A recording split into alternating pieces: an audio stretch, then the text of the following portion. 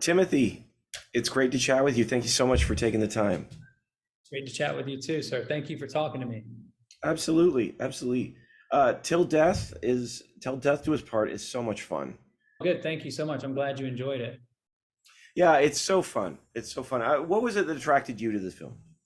I was looking for a script to collaborate with Natalie Burn, who's the lead actress on, and I'd actually gotten sent the script by the writer before, but I didn't pay attention. And she said, "Hey, look, you've got to read this." And I looked through it, and I saw the first page. It had Def Leppard "Love Bites" lyrics in it, and I was like, "Oh, this is cool." So I'm going to start reading. And then when I read it, it was a little more straight thriller than what I wanted to make, but I could see the potential. And I said, if I take this and I make it like a 90s rom-com gone bad, and I add a little bit of, some gore and I add some elements to it, I think this could be really cool and fun. And I was looking at the time for something that was really fun to do.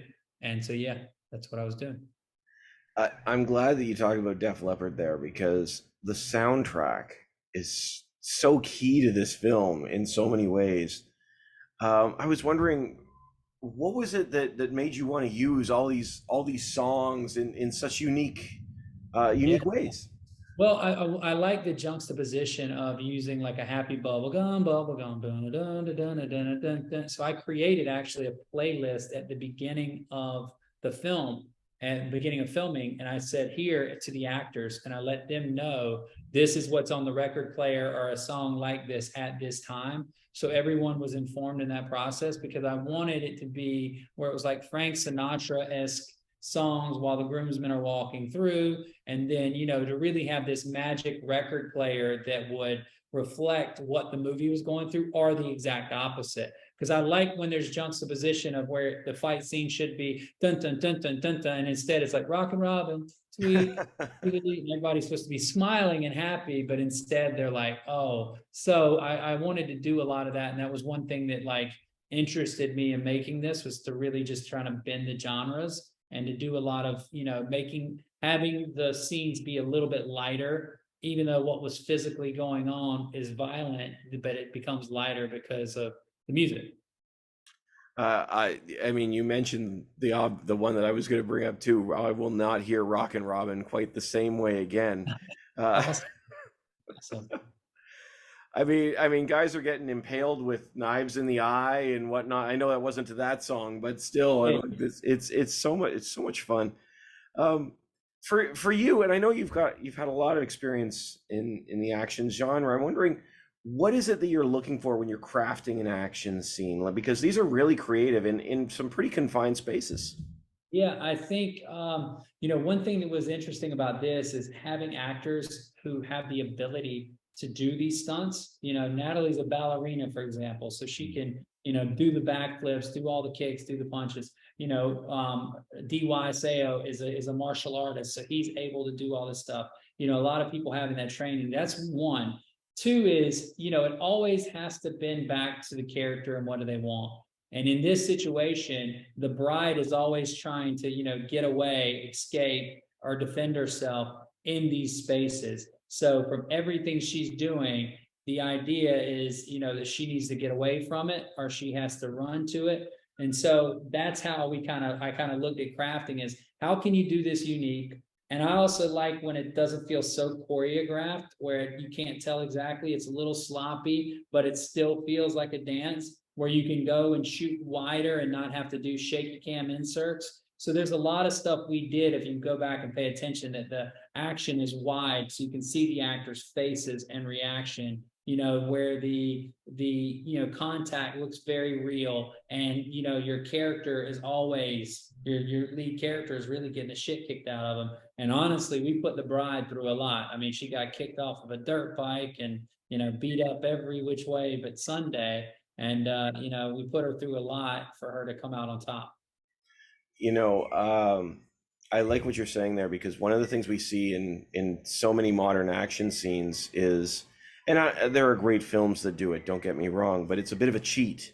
If you suddenly just take the camera and you go like this, the opportunity to really experience and see see them doing the moves on each other, I think it really works in this particular film. Thank you. Yeah, we wanted that. I wanted that from the beginning. That was a goal, was to make sure that, we shot with a 12 millimeter lens sometimes so it could get really wide, even though we were in these spaces. We wanted to use anything like, there was a bookshelf. And so Natalie's like, look, I can backflip off the bookshelf to get out of this situation. So we added that, the body slam, when he body slams her on the bed, we added that.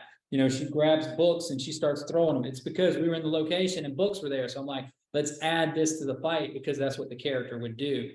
So we really tried to use stuff that we could to make it impactful, but also, certain fights are in a little bit more of a comedic way than others, but we tried to make it where it felt like everybody was really doing it and everybody was getting kicked, hit, and there was danger.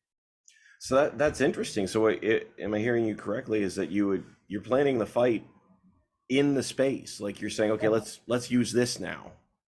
Yeah, we did the choreo first in a park, but then you get there, it doesn't work because it's like she can't fly back 15 feet. There's not 15 feet. Also, her character, it has to make sense. Well, what is she trying to do? She needs to get by him to the window to get out that roof. We know she walks across the roof, right? We know she uses that. So she needs to get away. So the character has to use the club, then it spins him around. He smashes into her, kicks her, sends her down. She's trying to get to the window. He hits her. So everything has to be a plan that matches for the character for what they do. So that's when you get into space and you go, okay, where's her exit strategy? What's the point of contact? When the next person comes up, what are they going to look at? He's going to look at the bed, leaving her to jump on him. All of that kind of stuff went into play of how we could, block these scenes off and stuff like that. But for sure, it was definitely about utilizing the space 1000%. I love that. I think that's really fascinating. Let's talk about the bride and groom for a moment here. It's really interesting to see their relationship, and certainly you've got these dual timelines and piecing the film together as it goes on. And I'm sitting there watching it. Well, I don't want to give any spoilers away, but wondering how the two things really connect because they seem so different. Yeah. But one of the things that the absolute worst best man ever says in the film, or maybe he's the best man. I don't know what. I guess he's doing what the group says. Listen, he thinks he's the best man in the world. You know what I mean? He really believes it too in his soul, right?